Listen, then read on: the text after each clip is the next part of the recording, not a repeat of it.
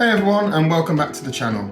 Today I want to do a deep dive on the latest government consultation on the new regulation changes to the short let industry. Before we get into it, don't forget guys, if you really like the channel, you like what I'm doing, please subscribe to it. The more subscribers I have, the better quality content I'll be able to create and the more content I'll be able to put out there. That being said, let's dive right into it. Well, first of all, what is this consultation all about? Well, one of the main goals of the consultation and the outcomes of it is to find out exactly how many holiday lets or serviced accommodation units there are in England. Now remember, this only affects England at the moment. Scotland has its own scheme going on and Wales is currently looking at doing its own measures. So in England alone, the government really doesn't know how many places there are, what they are, how big they are, how many there are. And this is causing some problems. One key statistic that came out of the consultation itself is just up to 2021, before the COVID crisis, there was a 661% rise in short-term lets in Cornwall alone. That's huge, massive, explosive growth has caused some problems, which I'm going to lead on to.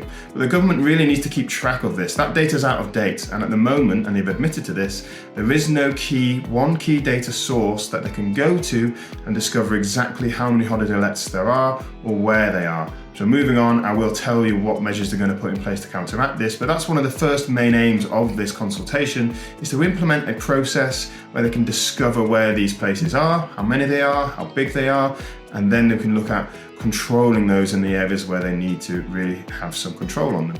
The other drive for this, like I've already mentioned, is this requirement to control short-term lets in particular areas. In certain places, again highlighted in the consultation, there's a real conflict with the local community. Having these short-term lets in a high concentration in some areas is reducing the amount of housing stock for local people to come and stay in. It's also driving up the rental prices, and we've seen this throughout the world in various cities, and now the UK government, and particularly in this consultation, the English government is looking at finding measures where we could possibly control this and allow more local housing. So the burden on local housing is a big driver for this, and the government's certainly been under a lot of pressure from particular places. I've mentioned Cornwall already. Another one would be Whitby and certain key honeypot areas in national parks where local people are completely priced out of the market because of all the short-term let investors coming in, creating holiday homes or luxury SAs for people to come and stay in, and then therefore reducing the housing stock for local people. This has a big impact on local services as well, because local people can't afford to stay in those areas. Therefore, major services, places like hospitals, even doctors and nurses on good salaries, can't afford rent in that area, and therefore it's a struggle to bring in people to fulfill those roles. Education is another sector that's highlighted. Teachers in certain areas, on the salaries they're on, cannot afford to rent or buy properties, and therefore the schools in these areas are struggling to recruit people to come and work for them. And that is causing major hassle for local infrastructure, another key driver for implementing these measures. The other major complaint in local areas where there is conflict is noise. People having these particularly larger holiday lets that don't have the right systems and processes in place. I can certainly show you how to put those systems in place. If you're one of those people, reach out to me and look for my future videos on this. But one of the things that really causes major local upset is things like lack of parking. These big holiday homes that have 8-10 people come and stay, that could be 10 cars. Where do they all park? They're taking up the few local free spaces there are, so then the locals are struggling to park outside the homes. So it's really causing conflict and noise disturbance. There's a big problem in the serviced accommodation short-term let industry with big party groups that get released without control, with hosts that don't know what they're doing, again causing big noise disturbances in these areas. So the government's looking to control this, to regulate this, to reduce the certain type and size of properties in various areas where there is this conflict with local people. And I can understand that, I can really see where they're coming from. So one of the first outcomes of the consultation paper, what they're proposing is everybody in England that has a short-term lets, whether it's a 1-bedroom apartment or an 8-bedroom Georgian manor house, whatever the size of your property, will have to join this new register. It's a mandatory requirement. And they're just going to want some very basic information about your businesses and how you operate. Things like your address, how many days of a year you're available for rental, the size of your property, how many people it can accommodate, various simple bits of information like that. And what they will most likely do is use that information, first go through this information gathering process to collate a huge database of all the England holiday lets and service accommodation units that there are, and then they're going to be able to implement further measures. They'll be able to really knuckle down on where the problem areas are, where there's too many short-term lets, and then they can come up with a solution about this. Now this does mean, I think, there's going to be a lot of people in a lot of places that are going to have no effect whatsoever. Again, I think they're really going to target these conflict areas. If your house is or property is in a conflict area, and you'll know who you are from what I've said already, then you are the ones that are most likely to be affected by this. But wait till the end of the video and I'll tell you how this could actually turn out to be an advantage for us. So the second major outcome of the consultation paper is the creation of a brand new use class, which is going to be C5 holiday lets. Currently, this is a really big grey area in the holiday let industry, is what use class we actually are. Are we C3 residential? And what happens when the property gets to a larger scale, an 8, 9, 10, 12 bedroom property?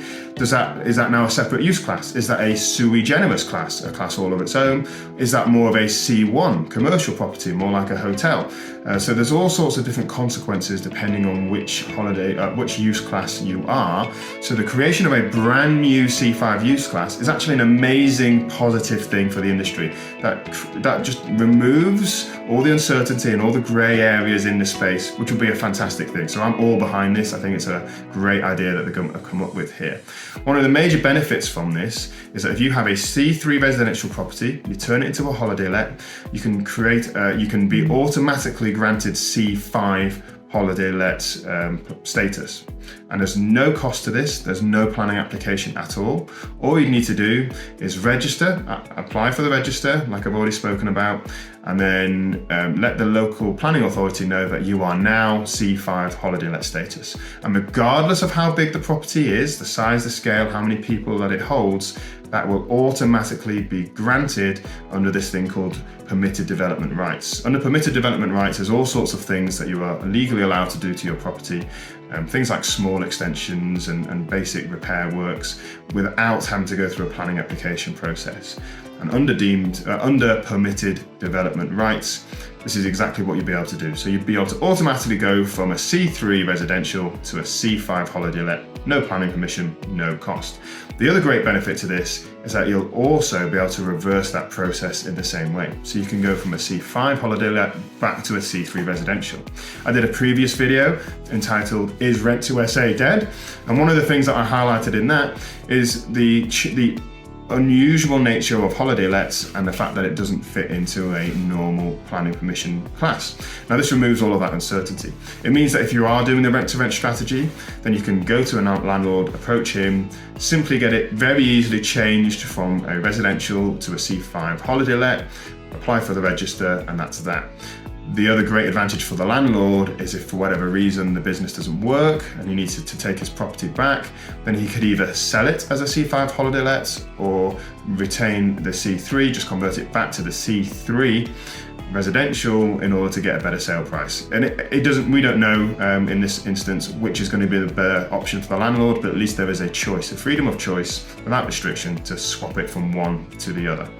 Now the biggest major upset that is coming thanks to this consultation is the removal of permitted development rights with something called an Article 4 direction. Article 4 direction removes those rights where you can change from a C3 to a C5 holiday let, and in those instances you would have to apply.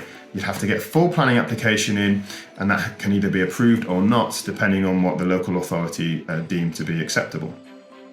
So in areas where there is high conflict, Cornwall is one place that I've mentioned already, Whitby might be a potential other one. In areas where there is an incredibly high density of holiday lets already, places that are causing local upset, places where locals cannot afford to buy homes to live in themselves, the rental prices are too high, what is most likely going to happen is they will just draw an Article 4 area around that place, and then in order to get any new holiday lets in that area, you'd have to go through a full planning application, which will most likely be refused. Now, this is a good thing for people that already have properties in that area, because we have seen this happen before. This very same process happened several years ago with the HMOs, which is C4 on the planning class. we saw the same thing. There was an explosion of investors buying HMOs. There was a restriction of local accommodation, rental prices were higher, and there was an increased density of people living in a smaller area, which created conflict. And the government did exactly the same thing. They reduced a new planning class, which is C4 HMO, and then in order to restrict HMO growth in particular areas, and mostly this happens in city centres, they gradually phased in Article 4 areas, city by city by city across the country. And that has proven to be incredibly effective, and they've done exactly the same thing with holiday lets here. So the government know how to implement this, and they have implemented it in the past. So I think they've actually done a pretty good job of creating a plan using the systems and processes they already have to control serviced accommodation and holiday lets in the areas where it needs to be. Now, this is not necessarily a bad thing. Now, people that have got these holiday homes in areas that already potentially have conflict, you are most likely to see the most benefit from this, because what we saw with Article 4 in regards to HMOs is that when these areas came in, actually the property prices for the properties that were already there and existed in those areas went up, because suddenly no more new stock arrived on the market. So it was harder and harder for people to come and buy those properties and run them in the same way, and there was less competition. So this is most likely what we'll see.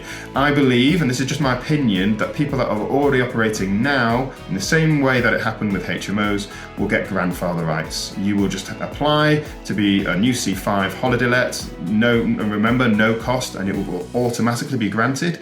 And then over time, the government will phase in various Article 4 areas throughout the country, and you will already have your planning permission granted. They're not going to be able to take that away from you. It's only affecting new supply.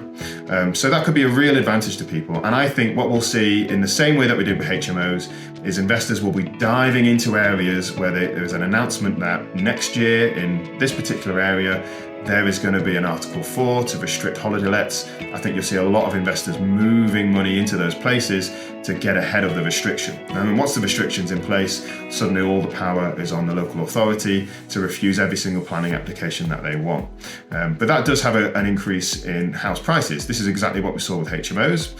As soon as Article 4 came in, all the landlords that had properties in that area already and had the full planning application and had their licenses, if they were required for HMOs, saw an instant rise in their property prices. So this could be a good thing for holiday lets. So don't panic yet.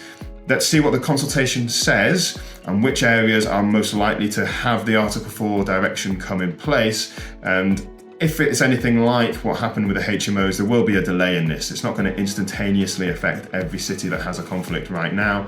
There will be an announcement of exactly when and where these Article 4 areas come in. If you just keep your finger on the pulse, keep watching the channel, I will update you as soon as I know any new information on this, then you could very well be in an excellent position to take the most out of this potential opportunity. So what do you need to do now?